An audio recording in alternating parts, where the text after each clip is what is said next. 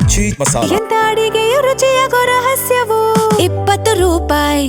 ಅಸ್ಸಾಂನಲ್ಲಿ ಭಾರೀ ಮಳೆಯಾಗಿದೆ. ಪ್ರವಾಹದ ಆರ್ಭಟ ಮುಂದುವರೆದಿದೆ. ಸಾವಿನ ಸಂಖ್ಯೆ ಈವರೆಗೆ 78ಕ್ಕೆ ಏರಿಕೆಯಾಗಿದೆ. ಪ್ರವಾಹ ಪೀಡಿತ ಪ್ರದೇಶದಲ್ಲಿ ಸಿಲುಕಿರುವಂಥ 3 ಲಕ್ಷಕ್ಕೂ ಹೆಚ್ಚು ಜನ ಜೀವ ಉಳಿಸಿಕೊಳ್ಳಲು ಪರದಾಡ್ತಾ ಇದ್ದಾರೆ.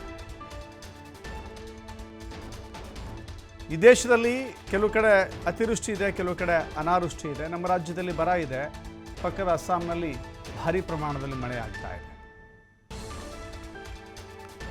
ಈಗಾಗಲೇ 3 ಲಕ್ಷ ಜನ ಜೀವವನ್ನು ಉಳಿಸಿಕೊಳ್ಳಲಿಕ್ಕೆ ಪರದಾಡ್ತಾ ಇದ್ದಾರೆ. ಇಲಾಖೆಯಿಂದ ಭಾರೀ ಮಳೆಯಾಗುವ ಮುನ್ನೆಚ್ಚರಿಕೆಯನ್ನು ಕೂಡ ನೀಡಲಾಗಿದೆ. 21 ಕಂದಾಯ ವೃತ್ತಗಳ 551 ಗ್ರಾಮಗಳು ಜಲಾವೃತವಾಗಿದ್ದಾವೆ.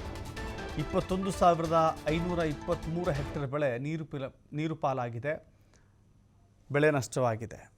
ಕೇಂದ್ರದಿಂದ ಪರಿಹಾರ ಒದಗಿಸುವ ಭರವಸೆ ಸಿಕ್ಕಿದೆ. ನೋಡ್ತಾ ಇದ್ದೀರಿ ಪ್ರವಾಹದ ಆರ್ಭಟ ಯಾವ ಮಟ್ಟಕ್ಕಿದೆ ಅಂತ ಹೇಳಿ. 106 ಹಳ್ಳಿಗಳು ಜಲಾವೃತವಾಗಿದ್ದಾವೆ. ಅಲ್ಲಿನ ಜನರ ಬದುಕೆ ಬೀದಿಗೆ ಬಂದಿದೆ. ಅತಿವೃಷ್ಟಿಯಿಂದಾಗಿ ಮನೆ ಕಳ್ಕೊಂಡಿದ್ದಾರೆ. ಆಶ್ರಯವಿಲ್ಲದ ಬೀದಿಗೆ ಬಿದ್ದಿದ್ದಾರೆ. ಸರ್ಕಾರ ಅವರನ್ನು ತಾತ್ಕಾಲಿಕ ಸಮಾಧಾನ ಕೇಂದ್ರಗಳಿಗೆ, ಗಂಜಿ ಕೇಂದ್ರಗಳಿಗೆ ಶಿಫ್ಟ್ ಮಾಡಬಹುದು. ಆದರೆ ಇಷ್ಟೊಂದು ದೊಡ್ಡ ಪ್ರಮಾಣದಲ್ಲಿ ನಷ್ಟ ಆಗಿದೆ ಅಂದರೆ ಕೇಂದ್ರ ಸರ್ಕಾರ ನೆರವಿಗೆ ಬರಬೇಕು ಅಂತೇಳಿ ಆಗ್ರಹ ಮಾಡಲಾಗಿದೆ. ಕೇಂದ್ರ ಸರ್ಕಾರವು ಕೂಡ ಪರಿಹಾರದ ಭರವಸೆಯನ್ನು ನೀಡಿದೆ.